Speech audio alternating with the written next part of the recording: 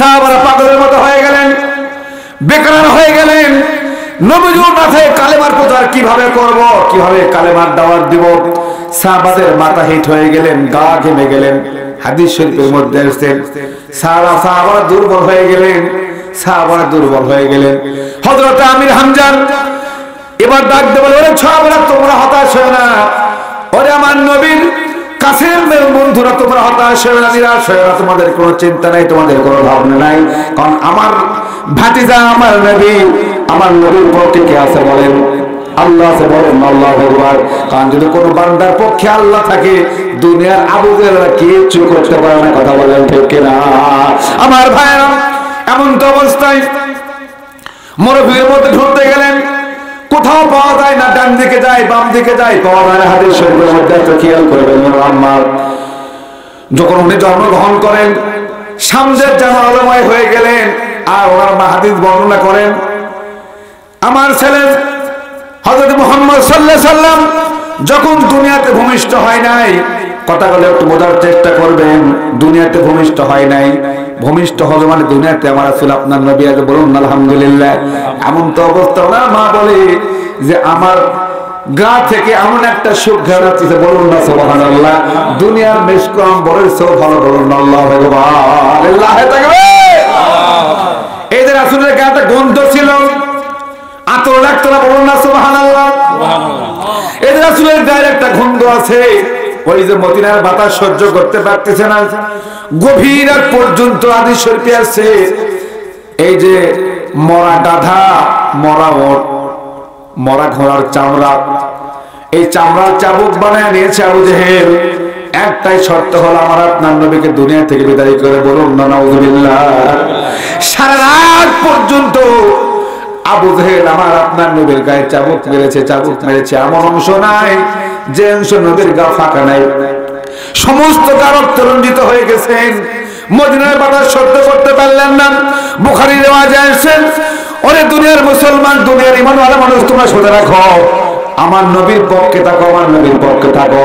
আমার নবীর পক্ষে থাকবে 8টা জান্নাত না, 8টা জান্নাত নয়, 100টা জান্নাতের অধিবাসী হবে, বলুন আলহামদুলিল্লাহ, লিল্লাহি তাকবীর। আমার ভাইরা, আমার মায়েরা, মদিনার বাতাসটা একবার ডান দিক থেকে বাতাসটা ঘুরে, ডান দিক থেকে একবার বাতাস সাহাবাদের নাকে দিয়ে দেয়, রাসূলের গন্ধ, বলুন না সুবহানাল্লাহ। বাম দিক থেকে গন্ধ দেয়, কিন্তু কোন দিকে রাসূলকে তালাশ করে পায় না। হাদিস শরীফের মধ্যে আছে হযরতে আবু বকর রাদিয়াল্লাহু তাআলা আনহু, বলুন আলহামদুলিল্লাহ। আবু বকর খেয়াল করে রাখে, ওই যে দূর দিগান্তরে খেজুর গাছের সঙ্গে কে যেন একটা মানুষ দাঁড়া, খেজুর গাছের সঙ্গে কোন একটা মানুষ দাঁড়া। আবু বকর দৌড়া দৌড়া যায়, আর রাসূলের ঘামের গন্ধ পায়, বলুন আলহামদুলিল্লাহ। রাসূলের কাছ পর্যন্ত গেলেন। এমন তো অবস্থায় খেয়াল করে দেখেন, রাসূলের মাথাটা সামনের দিকে হালা, আর পিছন দিকে দুই হাতটা খেজুর গাছের সঙ্গে বাঁধা। আমার আপনার নবী, মায়ার নবী, দয়ার নবী, রহমতের আলামিন আবু জেহেল বেঁধে রেখেছে। এমন ভাবে চাবুকের আঘাত করেছে, এমন ভাবে চাবুকের আঘাত করেছে, নবীর জুব্বা ভেদ করে চামড়া জুব্বার সঙ্গে লেগে গেছে। রাসূলের মাথাটা সামনের দিকে হেলে গেছে। হাদিস শরীফের মধ্যে আছে, আমার ভাইরা, আমার মায়েরা, সেই রাসূলের নামাজ, সেই রাসূলের রোজা, সেই রাসূলের কোরআন তেলাওয়াত সব আছে, কিন্তু মুসলমান আমল করে, মুসলমান আমল করে না।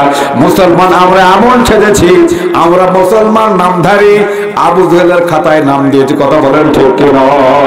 ওরে জয়পুরহাটের ভাষা আপনাকে বোঝানোর জন্য বলছিলাম, আমার আপনার নবীর যখন হাতটা খুলে দেওয়া হয়েছে, হাদিস শরীফের মধ্যে আছে রাসূল টাচ করে বলতে পড়ে গেলেন, রাসূলের হোশ নেওয়াটা আবু বকর ডাক দেয়, বলে ইয়া রাসূলুল্লাহ, আপনি একবার মাথাটা খাড়া করেন,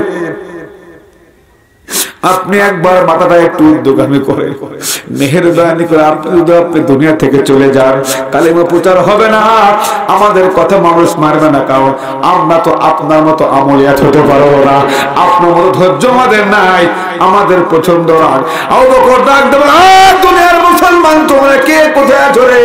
কালেমার ঝান্ডা সহ কালেমার ঝান্ডা নিয়ে আসতো, কালেমা পড়েছো।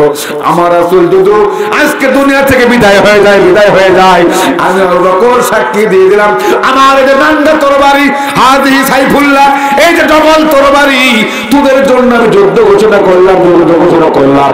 এখান থেকে আপনাকে শিক্ষা দেওয়ার জন্য বলছিলাম। আল্লাহ পাক বলেন, ইয়া আইয়ুহাল্লাযীনা আমানু আতিউল্লাহ ওয়া আতিউর রাসূল। বলুন আল্লাহু আকবার, লিল্লাহি তাকবীর। আমার ভাইরা, হাদিস শরীফের মধ্যে লেখেন ইমাম বুখারী রাহিমাহুল্লাহ, রাসূল যখন জমিনে পড়ে গেছে, 1 মিনিট নয় 2 মিনিট নয়, রাসূলের 3 ঘন্টা হুঁশ নাই, সেলসিলা ছেড়ে পড়ে আছে। আবু বকর দৌড়ে যায়, পানির তালাশ করে, পানি পায় না। ডান দিকে চলে যায়, বাম দিকে চলে যায়, পিছন দিকে, সামনে দিকে, কোনো দিকে পানি পায় না। কেবল মাত্র আবু বকরের লালাটা সুন্নতি রুমালের সঙ্গে ভিজায় রাসূলের চোখ মুখ মুছে দেয়, ডাক দিয়ে বলে, রাসূলুল্লাহ হুজুর, আল্লাহ গো, ও আমাদের রব মেহেরবানি করে রাসূল আপনি হুঁশ ফেরত দিয়ে দেন।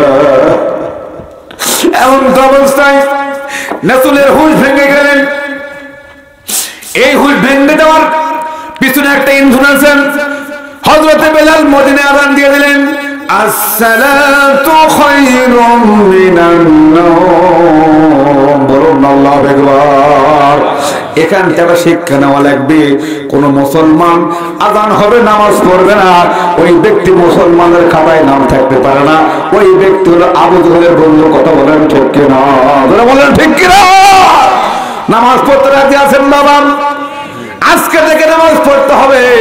মূল নামাজের তকবীরটা হলো আজকে এশার তো শেষ হয়ে গেছে, রাত 12টার পরে গভীর রাত্রে 3টা পর্যন্ত একটা আমলের নামাজ হবে। নামাজের নামটা কি বলেন তো?